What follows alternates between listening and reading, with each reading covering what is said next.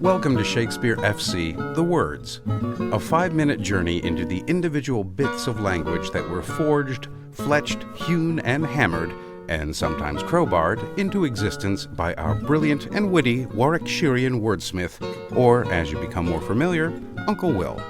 I'm your host, Kari Marshall. There are moments in history and in our lives when something crosses a line. Not anger, not justice, something more feral. A word is needed for that shift, when civility collapses and something raw exhibits its will upon the reins of circumstance. A word for when cultivation gives way to wilderness. Uncle Will would reach for it twice, once in horror, once in warning. The word is savagery. And when William first uses it, it is not subtle, it is not metaphorical, it is a cry of grief. Our first stop is the court of King John. By Act 4, young Arthur, rightful heir to the throne, has been imprisoned. Politics are unstable, loyalties brittle, and fear is thick in the air. The young Arthur has leapt to his death, and is found by the nobles who recoil in outrage. Salisbury gives voice to what the court barely dares to name. Have you beheld, or have you read or heard, or could you think, or do you almost think, although you see that you do see? Could thought, without this object, form such another? This is the very top, the height, the crest, or crest unto the crest of murder's arms. This is the bloodiest shame, the wildest savage in the vilest stroke. Here savagery is dark, brutal, visceral. It describes an act so cruel it feels almost beyond humanity. A rupture of the moral fabric of the kingdom, the death of a child.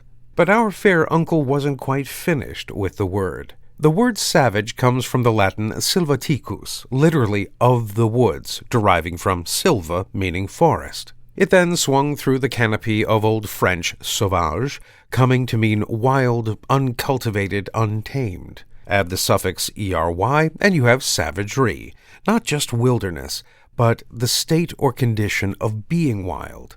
In King John, savagery is human, brutally breaking through courtly restraint.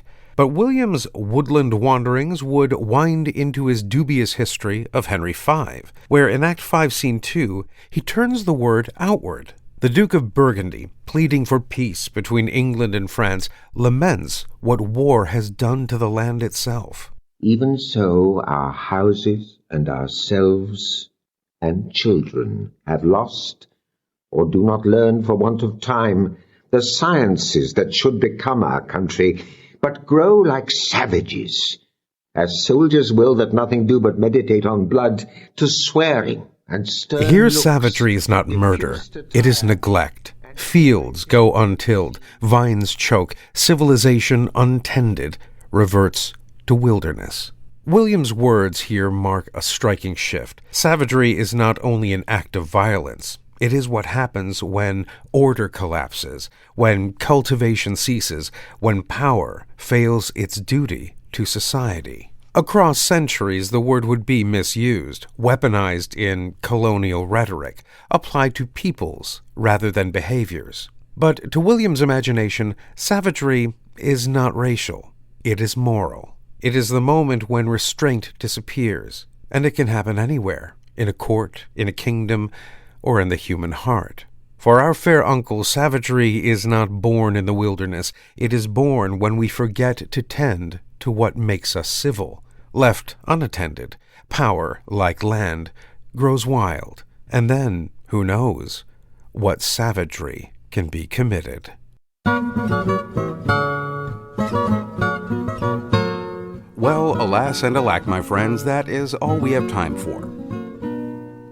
Join us again next time for another hopefully informative journey into the mind of Uncle William. I'm Kari Marshall. Farewell until next time. Shakespeare Full Circle is a production of WGTE Public Media and is sponsored in part by the generous support of the Cowie Family Charitable Trust and Michelle and Kelvin McElwain. All previous episodes are available at wgte.org/sfc and wherever you get your podcasts.